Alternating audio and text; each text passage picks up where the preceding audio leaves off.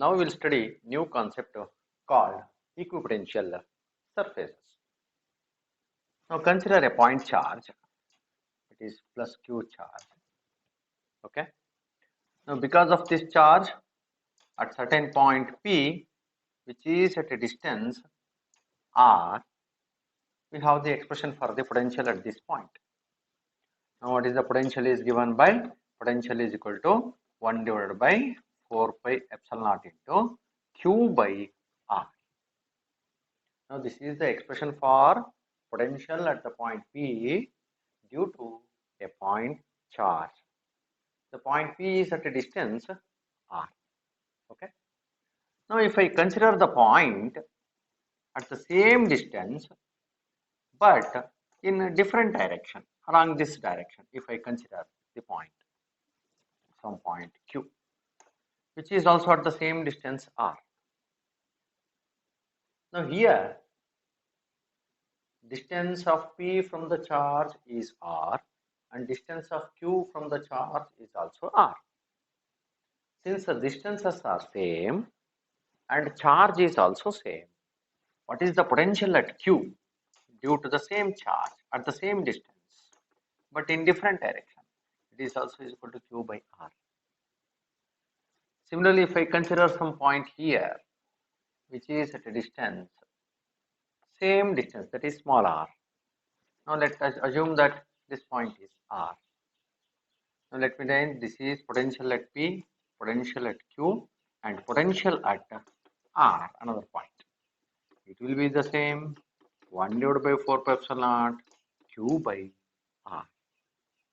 So in the same manner, if I take all the points which are equidistant from the charge, at all those points the potential remains the same. Now if you join all those points, then we will get a surface that on that surface potential has a constant value at all the points. If you take any point in this surface, the potential remains constant for the given charge at a given distance. Now that type of surface on which the value of the potential is constant at all the points is called equipotential surface. Therefore, equipotential surface is a surface with the constant value of potential at all the points. Now for the case of a point charge, what is the equipotential surface? Then obviously it is a sphere. A sphere of certain radius, it becomes an equipotential surface. For point charge, now what is the equipotential surface? It is a sphere of certain radius R. If you consider one more smaller sphere of different radius, it is also an equipotential surface. One more sphere of different radius, it is also an equipotential surface. One more sphere of equal radius, it is also equipotential surface. Now these are all equipotential surfaces, but potential at all the points in this inner sphere remains the same. Potential at all the points in this sphere remains the same, but the potential in the inner sphere is greater compared to that of the potential in the middle sphere because the radius is varying. So therefore, a surface having a constant value of potential at all the points is called equipotential surface. Therefore, for a point charge, sphere is an equipotential surface. And one more thing, this for a positive charge, what is the direction of the electric field? Now we have a positive charge here. For a positive charge, the field lines are radially outward. We know this one. The field lines are radially outward. Now if I consider some surface here, we have a surface here. Now at this surface, this electric field and the equipotential surface are normal to each other. They are mutually perpendicular to each other. Now if I consider here also, this is perpendicular. If I consider here also, this electric field is always normal to the equipotential surface, or equipotential surface is always normal to the radially outward electric field. For a negative charge, the electric field lines are inwards, then also that electric field, direction of the electric field and the equipotential surface are exactly normal, always perpendicular to each other. Now in the equipotential surface, what is the potential difference between any 2 points? The potential difference is 0, that is delta V. The potential difference between any 2 points on the equipotential surface is 0. Then what is the work done in moving a charge? It is Q into delta V. Therefore, work done is also 0. So that indicates that in an equipotential surface, if you have a charge, if you want to move that charge from one point to the another point, we are not supposed to do any work because the potential difference is 0. Work done in moving a charge from one point to the another point in an equipotential surface is always 0. So very simple, that charge is free to move anywhere in that equipotential surface. That is the meaning. If this electric field is not at all normal to the equipotential surface, what will happen? We have an electric field along this direction. We have a surface like this. It is not normal to the electric field. Then obviously, now this electric field has a component along the direction of the surface. It has a component along the direction of the surface. If electric field has a component, then obviously in order to move a charge from one point to the another point in that surface, work has to be done. If work has to be done in moving a charge from one point to the another point in a surface, then that surface is no longer an equipotential surface. For that reason, that equipotential surface is always normal to the field direction. Should remember that one. Now for the case of a uniform electric field, those uniform electric fields are represented by parallel lines as shown in the figure. They are represented by the parallel lines. What is uniform electric field? The field which is constant at all the points. It is an uniform electric field. They are represented by the parallel lines. Then what is the equipotential surface for an uniform electric field? If you draw a plane, now this plane is an equipotential surface for the uniform electric field. If I write one more plane here, then that is the equipotential surface. Therefore, for uniform electric field, planes are equipotential surfaces which are held normal to the electric field direction. Now, if this is the direction of the electric field, those planes are held normally. Or in other words, if electric field is taken along the x direction, then if you place a plane in the yz plane, if you have a surface in the yz plane, then that surface becomes an equipotential surface. And also it can be shown on the diagram and the figure that equipotential surface for the case of a dipole, which is having a positive charge and negative charge in that figure. And one more figure, look at that on one more figure in which it shows the equipotential surface for the case of two like charges, for the case of positive charges. Now we'll study important relation between electric field and electrostatic potential. It may be asked for 3 marks in the annual examination. Now for that one, consider two equipotential surfaces A and B as shown in the diagram. Now A has a potential V and the surface B has a potential V plus delta V. What do you mean by equipotential surface? The value of potential is constant at all the points in the surface. So in the surface A, if you find the potential at all points, it remains capital V.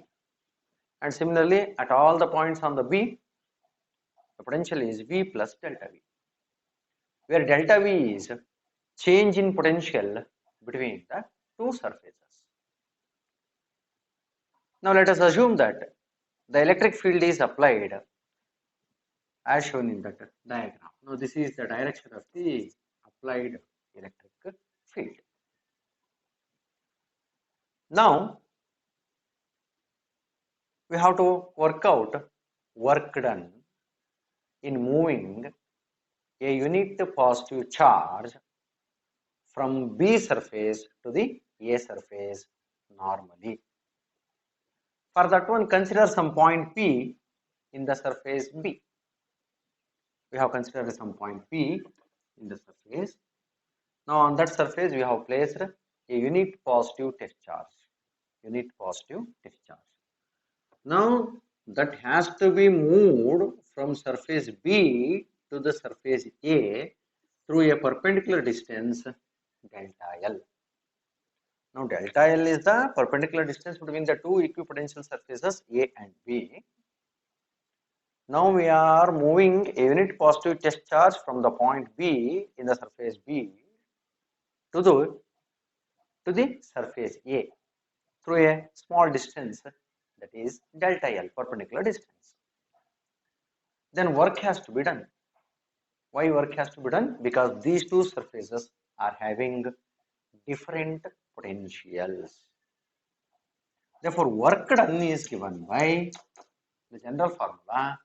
It is force into displacement. The perpendicular distance is delta L. Now, what is the force experienced by a unit positive charge in case of an electric field, presence of an electric field? That we know F is equal to Q into E, general formula. But here charge Q is unit charge. Charge is unit charge, 1 coulomb. Therefore, force becomes here E, electric field. Force per unit charge, that becomes electric field. So therefore, this becomes E into delta L. Now this is the work done in moving unit positive charge from point P towards the equipotential surface A. Also we have, by the definition, work done is equal to charge multiplied by difference in potential of the two surfaces, that is VA minus VB. Work done is charge multiplied by the difference in potential, but here once again charge is, we are carrying a unit positive charge, therefore it becomes W is equal to VA minus VB simply. Now what is VA? It is the potential V, minus what is VB? It is V plus delta V. Okay. Now therefore work done is equal to plus V minus V get cancels. We are getting delta V. Now this is also work done. Now this is also work done. These two are equal, and hence E into delta L is equal to minus of delta V. Therefore, the expression for the electric field E is equal to minus of delta V divided by delta L. So that is the important relation between the electric field and electrostatic potential. E is equal to minus of delta V divided by delta. From this relation, we can conclude that the electric field is in that direction at which the potential drops steadily. And also, the electric field is the negative potential gradient. Negative potential gradient. What is gradient? Any physical quantity which is varying with respect to the length or distance is called gradient. Therefore, here delta V by delta L, this is V is potential. It is varying with respect to the distance. Therefore, it is called as potential gradient. So, electric field is negative potential gradient. Now, from this relation, we can get one more unit for electric field. Since it is potential, it is volt. This is the perpendicular distance per meter. Therefore, volt per meter is another unit for electric field. Now, what is the SI unit of electric field that we have studied in the first chapter? It is Newton per Coulomb. Therefore, we can use both these units as the SI unit of electric field. Now we will obtain expression for potential energy for a system of charges. Okay. For that one, first case, let me take for two charges. We are having a system of two charges. Then what is the expression for the potential energy? Now for that one, consider two charges which are at infinity. We know that at infinity, the potential is 0. And also electric field is also 0. Now assume that this is the infinity. Now here we are having two charges, Q1 and Q2. They are not in the plane of the board. For the time being, we will assume that those two charges are at infinity. Q1 and Q2 are infinite distance from the plane of the board. Now in this plane of the board, there is no additional charge. The charge is 0. And hence there is no electric field here due to any arbitrary charge distributions. Since there is no electric field, now in this region I am going to establish two charges, Q1 and Q2. For that one, let me bring first Q1 charge from infinity. I have to bring the first charge Q1 from infinity to any other point here which is having a position vector R1 with respect to some origin. Now if I take this as the origin, with respect to this origin, this point has some position vector R1, let us assume. To this point, I have to bring the charge Q1 from infinity to the given point. Now what is the work done in bringing this first charge Q1 from infinity to this point having a position vector R1? No work is done. Why? There is no electric field.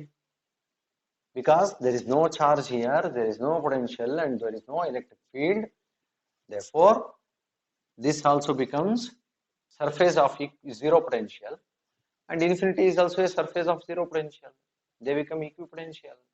Then no work is required to bring the charge Q1 from infinity to the given point. Now I will bring the charge Q1 from infinity to the given point having a position vector R1. Now what is the amount of work done in bringing this charge from infinity to this point? The first case, work done is 0. Why work done is 0? Initially there is no electric field. Here there is no one present to oppose the charge. That is the meaning. Therefore that Q1 is brought from infinity to this particular point. Work done in the first case is 0. As and when Q1 is at this position, obviously there is an electric field due to this charge. Initially there was no electric field, but as and when the charge is placed at Q1, charge is placed at the position vector R1, around this region there is an electric field. If you consider any point, arbitrary point from the charge Q1, there is a potential. What is the potential at any point is given by 1 divided by 4 pi epsilon naught into the charge Q1 divided by some point, any point. Let me take it as some P point. if I take it as some P point, then it is R1P, where R1P is the distance of the point from the charge Q1. Okay, clear? Initially, there were no charges here, therefore electric field is 0. We have brought the charge Q1 from infinity to this point. Work done is also 0. As and when the charge is present here, obviously it possesses an electric field around it. If you take any arbitrary point P, then what is the potential at that point is given by the simple relation 1 divided by 4 pi epsilon naught into Q1 divided by R1P. Now, at this point, let us assume that it is the position vector from the origin. It is R2. Let us assume R2. Now I have to bring the second charge Q2 from infinity. While bringing Q1, there was no electric field. Therefore, work done is 0. But in bringing the charge Q2, we are having a charge Q1. Because of this, there is an electric field and also electrostatic potential around it. Now, this electrostatic potential is going to oppose the charge Q2. Therefore, we have to do an external work. Work has to be done in bringing the charge Q2 in the presence of electric field of charge Q1. Okay. Now I am bringing Q2. It will not come as itself because of the presence of this potential. It is going to oppose it. Therefore, work has to be done by an external force in bringing Q2. Now I am bringing Q2 with forcibly, and I am placing at this point. Now this point is having some position vector R2 with respect to certain origin. Let us assume. Now what will be the distance this one becomes? It is R12. Initially we have written it as R1P because P is taken any arbitrary point. Clear? Now Q2 is placed from infinity to the R2 point position vector. Then the position vector between the two charges becomes R12. Now in bringing the second charge, work has to be done. Therefore, work done in bringing the second charge is equal to the charge which we are going to bring, that is Q2, charge Q2, multiplied by the potential due to the first charge, potential due to the first charge. If I write potential due to the first charge as V1, then obviously this becomes potential due to the first charge. Therefore, work done is equal to second charge multiplied by potential due to the first charge at that point at which we are going to place the second charge. So therefore, W2 is equal to, so Q2 into, what is V1? We are having it here 1 divided by 4 pi epsilon naught into Q1 divided by, initially it is R1P because P is any arbitrary point.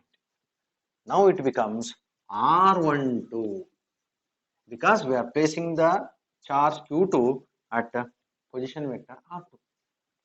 Okay.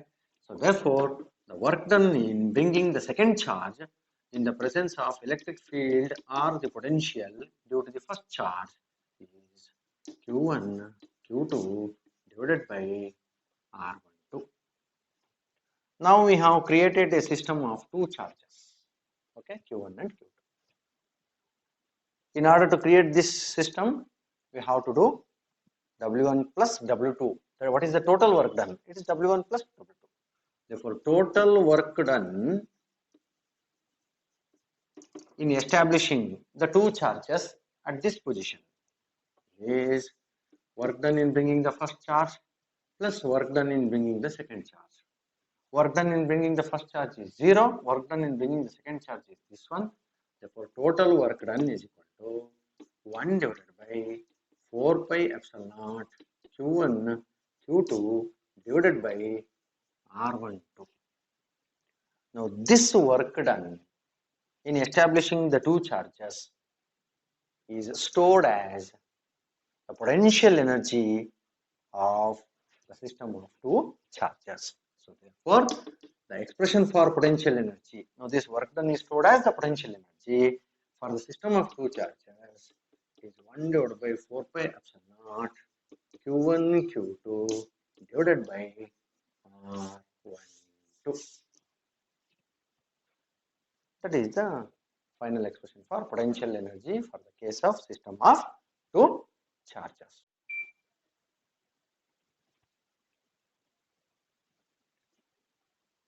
For the case of two charge system, first we have brought Q1 and then Q2, and we have worked out the potential energy.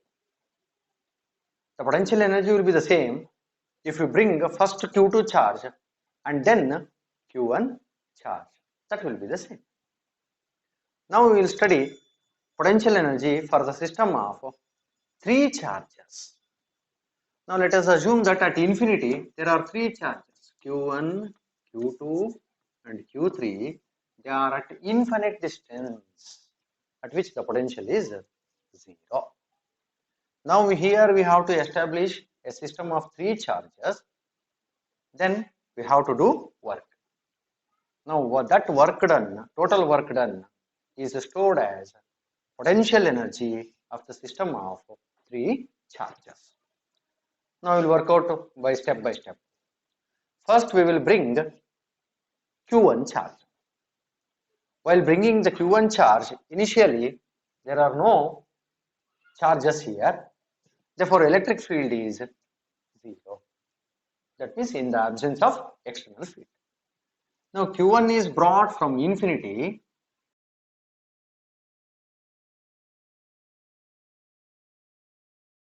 a position vector of R1 with respect to some origin. Okay. Now at this point the Q1 is brought. Since there are no electric field here, what is the work done in bringing the first charge? W1 is the work done in bringing the first charge is 0. There were no electric field at all. Now because of the presence of the Q1 charge, there is an electric field around it. The potential is around it. The potential at any point, any arbitrary point, some point P, let me call it as, due to the charge Q1, let me call it as V1.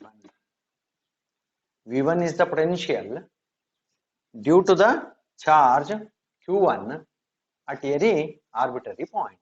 So that is equal to 1 divided by 4 pi epsilon naught into charge Q1 divided by distance of the point from the charge Q1, that is R1P. Now it is the potential due to the Q1 charge. Now I have to bring the second charge Q2 at any, once again, at any arbitrary point. Now I have to bring Q2 to the point whose position vector is R2. Let us assume. Now let us assume that this is the point which is having a position vector R2. To that point I have to bring second charge Q2. In order to bring that charge, we have to do a work because of the presence of the potential due to the charge Q1. So therefore, I have to bring the charge Q2 here with, it is having a position vector of R12. R12 is the distance between the charge Q1 and Q2. Now this is with respect to some origin. You need not write this one. Just I am writing here for your sake of knowledge. Now what is the work done in bringing the charge Q2 in the presence of potential due to the Q1? Let me write it as W2 is equal to which charge we are bringing? The second charge Q2. What is the potential? That potential is due to the first charge. Therefore, let me write it as V1. Now we are calculating the potential due to Q1 at what position vector? R2. Let me write it as V1 at R2 position. Okay. So therefore, this one becomes Q2 into V1 R2 is this one. 1 divided by 4 pi epsilon naught Q1 divided by, now R1P becomes R12 because we are calculating the potential at R2 due to the charge at R1. Now this is the work done in bringing the second charge. Now we have established two charges. Now because of the two charges, obviously the potential increases. Now if you take any other point P, what is the potential at that point due to the presence of the two charges? Therefore, potential at P due to Q1 and Q2. Now we are having two charges. Because of the two charges, we are getting potential. Let me write that potential as potential due to the first charge and second charge.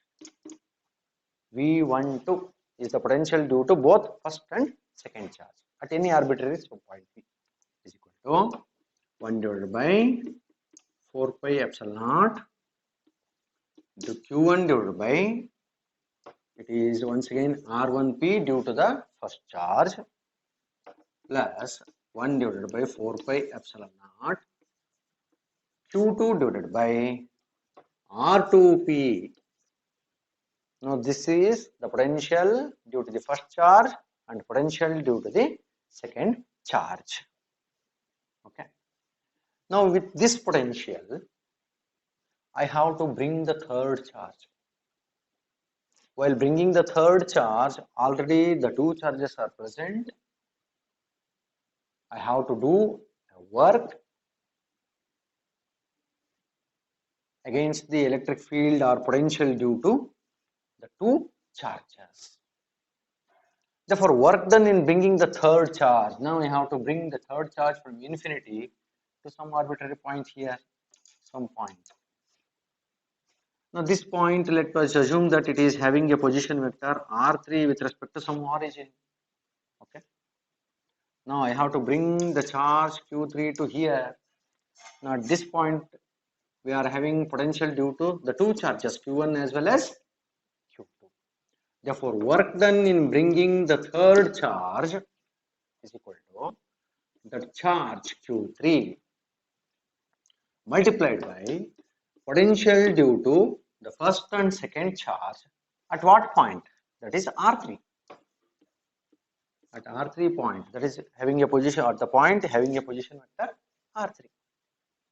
So therefore, Q3 into R12. So V12 is this one. So here P is replaced by 3. Okay. Therefore, now here 1 divided by 4 pi epsilon naught is common. 1 divided by 4 pi epsilon naught is common is there. Therefore, Q1 divided by R1P becomes R13. R1P is, it is at any arbitrary point. But we are placing the charge Q3 at a particular position vector R3. Therefore, R1P becomes R13 plus second term Q2 divided by R2P becomes R23. Now this is the work done in bringing the third charge. Now we have completely established the system. Now let me complete that one. Now this position vector is R13. Now this one is R23. In bringing the first charge, work done is 0 because initially there were no charges. In bringing the second charge, already charge Q1 is present. Therefore, work done is this much. In bringing the third charge Q3, already we have this potential due to the two charges, therefore work done is this one. Therefore, what is the total work done in establishing the system is sum of those three. Therefore, total work done is W1 plus W2 plus W3. Now substituting and simplifying note, W1 it is 0, W2 1 divided by 4 pi epsilon naught, Q1 Q2 divided by R12 0 plus 1 divided by 4 pi epsilon naught Q1 Q2 divided by R12 plus W3 is this one. Now multiply this one, what we are going to get? So once again 1 divided by 4 pi epsilon naught Q1 Q3 Q1 Q3 divided by R13 plus third term 1 divided by 4 pi epsilon naught Q2 Q3 Q2 Q3 divided by R23. Now this total work done in establishing the three charges is stored as potential energy of the system of three charges. So therefore, the potential energy for the system of three charges, let me write. Now look here, in all the terms 1 divided by 4 pi epsilon naught is common. If I take that term as outside, what we are going to get? It is Q1 Q2 divided by R12 plus Q2 Q3 divided by R23 plus Q3 Q1 divided by R31.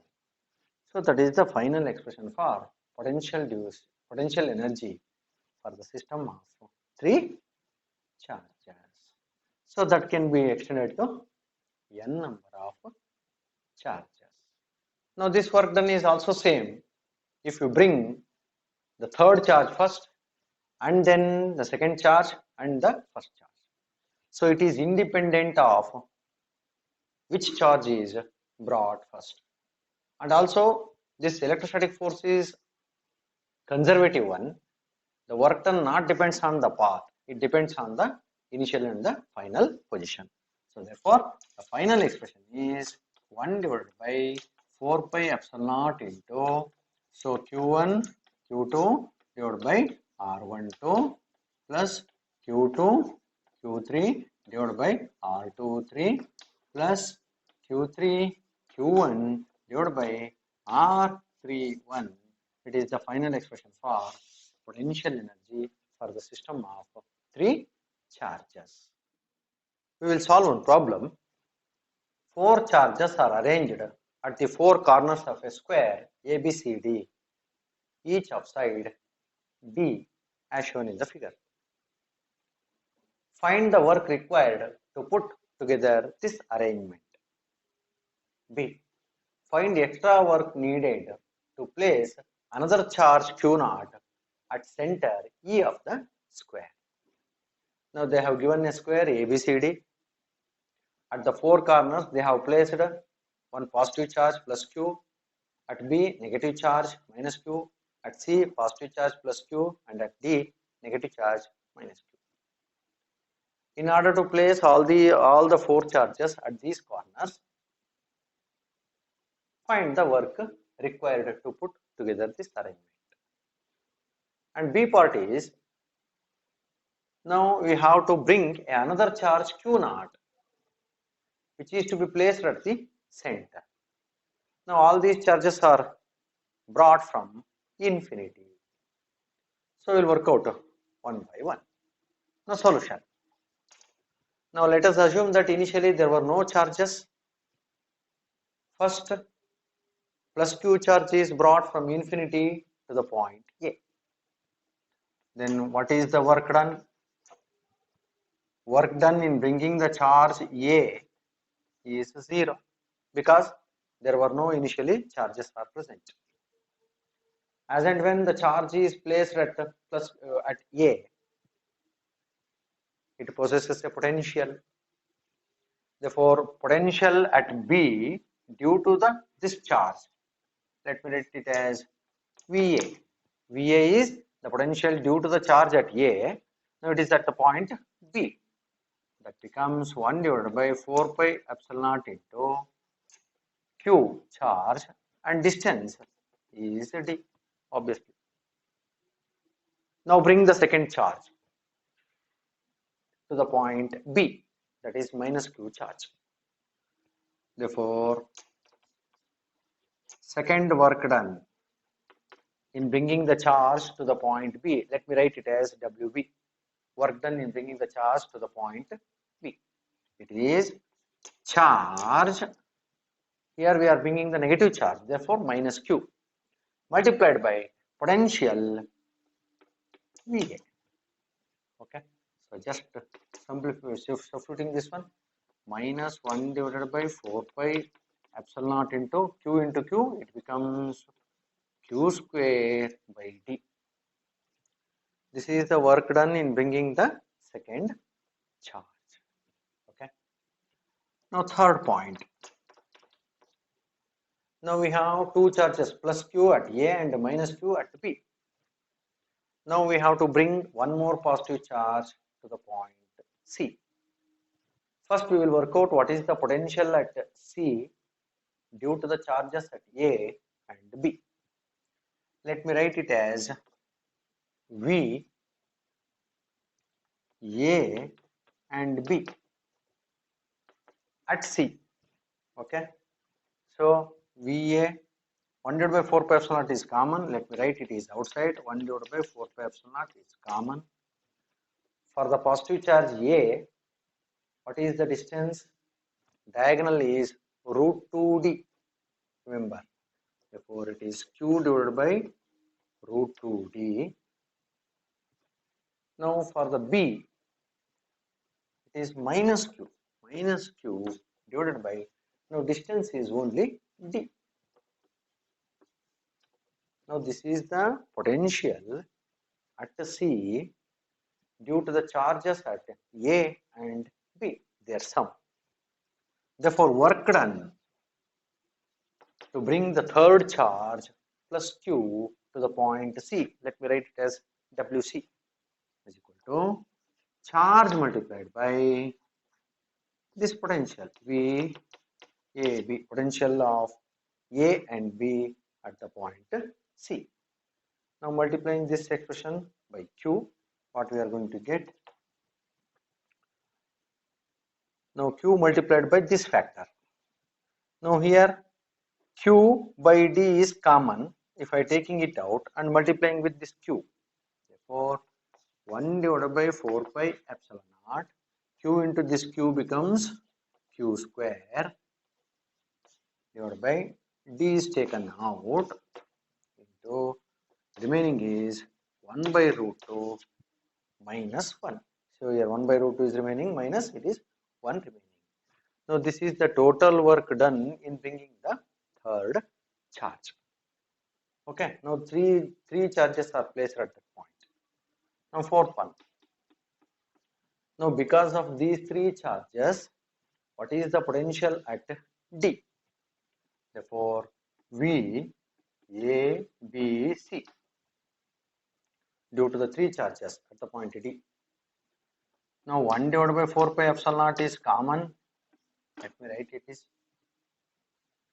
Now due to the charge at A, charge Q divided by distance D.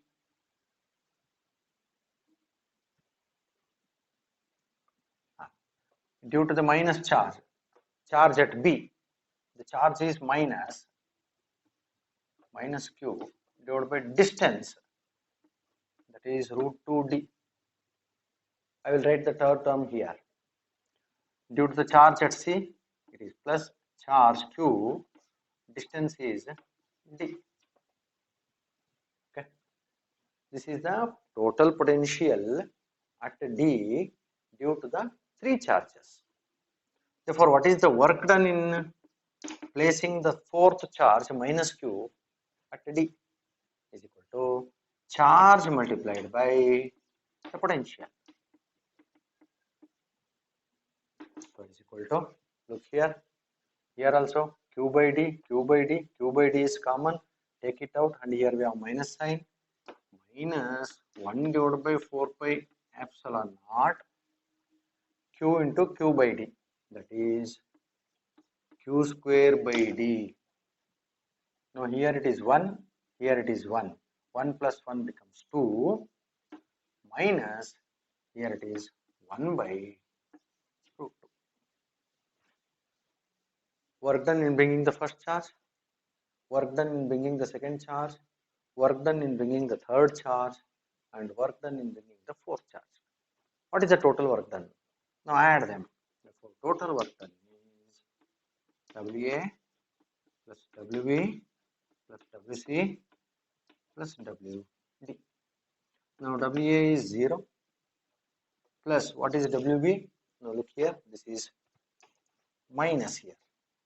Minus 1 divided by 4 pi epsilon naught q square by d. Here. Now what is WC? It is plus. Okay. 1 divided by 4 pi epsilon naught q square by d into 1 by root 2 minus 1.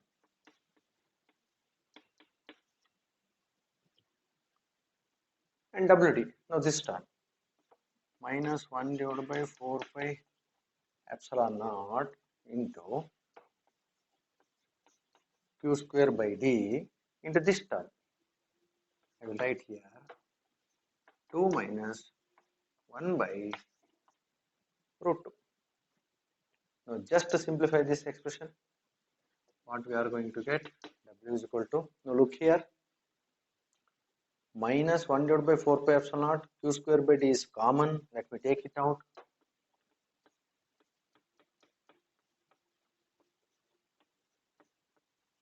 It is common. Now here it is 1. Since we have taken minus sign, this becomes plus 1 minus 1 by root 2, and this term as it is plus 2 minus 1 by root 2. Now further simplifying, so total work done is 1 divided by 4 pi epsilon minus 1 divided by 4 pi epsilon naught q square divided by d. Now 1 plus 1 2 plus 2 it is 4 minus 1 by root 2 1 by root 2 minus 2 by root 2. But what is 2 by root 2? It is root 2. Therefore, final work done is minus 1 divided by 4 pi epsilon naught q square by d into 4 minus root 2. Now, this is the total work done in establishing the 4 charges at the corners of a square ABCD as shown in the figure. This is part 1. Now, part 2 is I have to place one more charge at the center E. At this center, I have to bring the charge Q naught. What is the extra work required? Now, at this point, the point E is equidistant from all the corners. Now, this is the potential. This is the positive charge. Now, what is the potential at this point due to this charge? Is same. Now, potential due to this charge same in magnitude but with a negative sign. Potential due to this charge, it is same. It is also same but negative sign. Now, these two potentials add up and these two potentials add up, but these two are having negative sign. Therefore, total potential at the point E is 0. Now, potential